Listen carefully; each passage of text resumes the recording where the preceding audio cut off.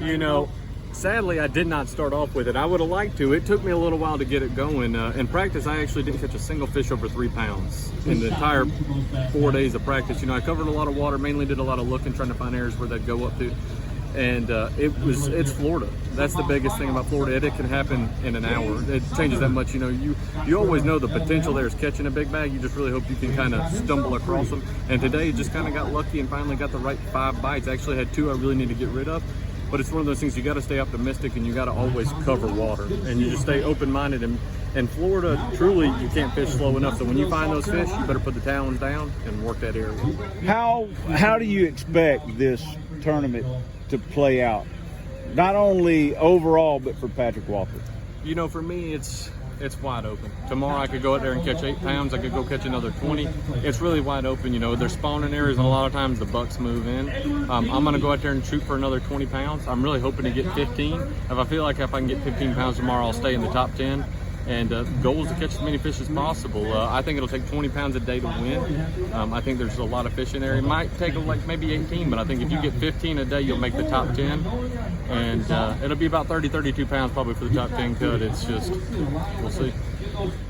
Well, tomorrow I've got to hope everything goes right again. But, you know, I had a game plan, and I thought, you know, it was a solid game plan. I thought I had a chance to catch a big bag. I'm not going to say I thought I was going to catch a big bag, but I thought there was a good chance. And I run with it, and it's immediately. I shook one off yesterday. I started on that same stretch today, and I missed one. Next cast, I lose one. Ain't had a bite going that since. So I run that for like 4 hours, and I finally said I've got to do something different. So I, you know, changed things up, and I went and fished some deeper grass and stuff. I caught one, so I was running that for a while and nothing. So I was like, well, maybe they're up shallow. It's hot, it's sunny, it's slick. So I went up looking for spawners. I caught one, I run that, nothing. Like for 2 hours. I mean, everything was like, I'd do it for an hour and a half, 2 hours, and it disappeared. So, and then, you know, I wound up catching some on some pads later on. And I didn't catch that many fish. I mean, I think I called 3 times. So it ain't like I was super dialed in, I promise you that. I had 16 or 17 rods on the deck. Started out with 14 this morning and pulled 3 more out. And I caught fish on 2 of the ones I pulled out. Might pull a couple more out tomorrow. Yeah, you know, I pretty much committed to Toho. I've locked in the past, and it's never worked out for me. So I committed to Toho, more time fishing. I had a good practice. I found a handful of areas that had some fish. Today gave us much different conditions in practice. We had a lot of wind in practice, and you were really able to wind baits around and get some bites. Today I had to adjust, slow down to make it happen, but it was a fun day. I lost 1 fish, about 6 pounds at the end of the day that would have really put me probably close to the top of the leaderboard, so that's unfortunate. You are top of the leaderboard. For now.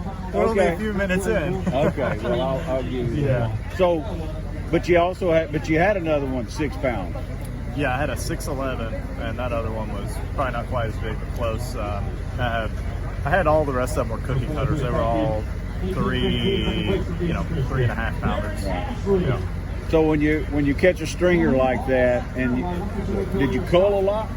Yeah, I mean I culled probably 4 to 5 times today. I had a pretty good bag fairly early, so it was pretty. You know, a lot of them didn't help me. But it was fun. Like, we caught a lot of fish. This place is. So you're not going to have any trouble repeating what you caught today? Yeah, I hope I can. I have one little area in particular that I weighed in my 3 biggest fish today from, and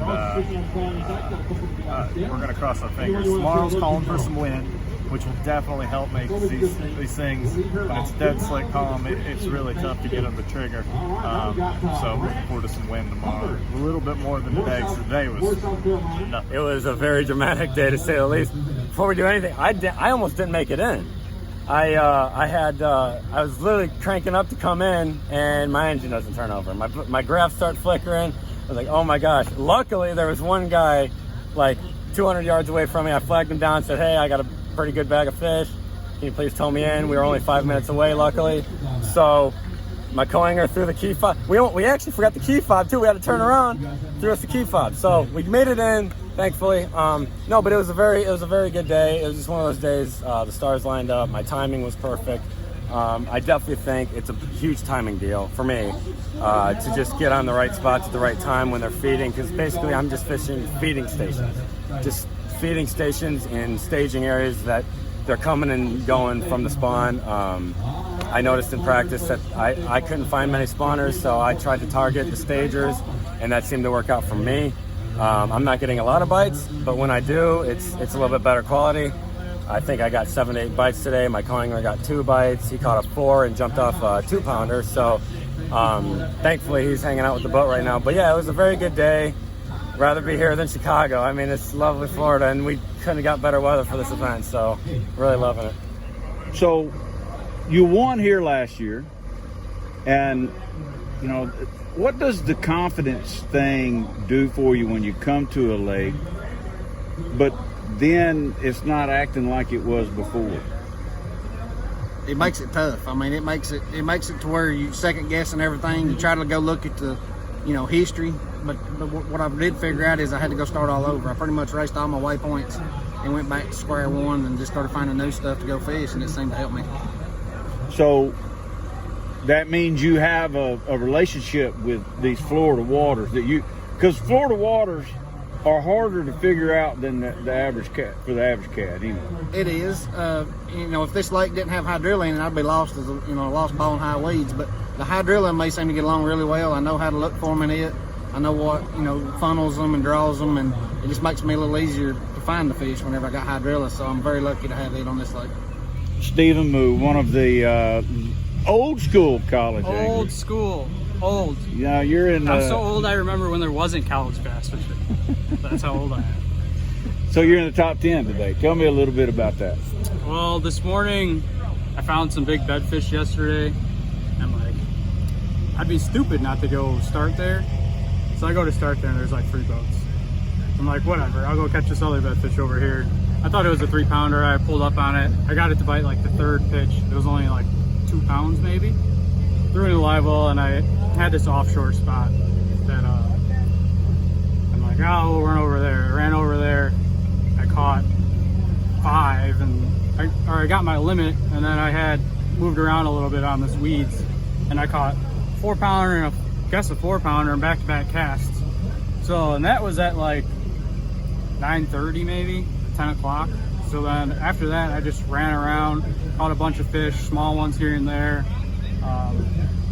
And then I moved back up lake, and I decided, I'm like, I'm hot, so like the fish must be moving up on bed. So I went to some areas where I knew where beds were, and I caught that big one at 3:45, and that's how my day ended. How big was it? I'm guessing it was around 6. I didn't really weigh it, and it wasn't close to big bass, which was like, 9 pounds almost.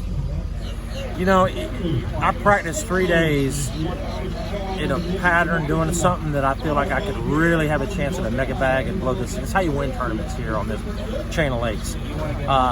Again, I think today was a little bit of a transition day. Those fish yesterday, the last day of practice, the fishing was way better. And today, they haven't left. They're there, but they were just biting funny. They just weren't really doing it. I even felt fish hitting my line, like moving out of the way. And so I think one day past today, those fish could get back in a little bit of a bite mode. I'm flipping and pitching, throwing some moving baits too out in some open water around some spawners. But, here's the thing. Every time I've done good here, you catch some 2.5 and 3s and you end up with 2 7 or 8 pounders. And that's what I'm doing. I could easily set the hook tomorrow and have 2 or 3 big old giant ones and come in with what I need to make it cut. Yeah, but everybody's struggling. I mean, and I know you have a couple of keys. And what's going on these lakes right now that's so different? What happened? I think right now it's just such unseasonably warm. I mean, I've never been this warm in January. We haven't had a cold front. I'm only 2 hours south of here. I haven't put on socks all year long. And so those fish haven't had that trigger yet. That water temperature needs to get down and, really, really cold for a week or 2 weeks. And that really sets those big females up. And it almost got there, and then it didn't. And these fish are they're just kind of stuck in between right now. I really do. They just don't have any baseline. They don't. It's the trigger events. You know, it's just like when we smell somebody cooking barbecue down in the backyard, and you're like, oh man, I'm hungry. It's the same thing when those cold fronts come.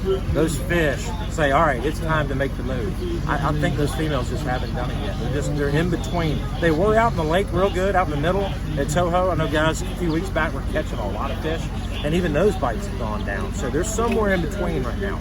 And typically you start off really good in Florida. So what was the difference today? Man, this lake is fishing really tough. I can't say anything. I mean, I got down here and practiced, normal, like 3 days. I've been busy, it's been awesome ever since I won. I've been staying on the road, working shows. I was in Kentucky this weekend working, flew back down here on Sunday, and, I got plenty of practice in. It's just tough. I'm going to run into them. I'll find them tomorrow. I mean, it's in Florida, you don't have to have but one big day and you can make a big jump, so I'm not out of it by no means.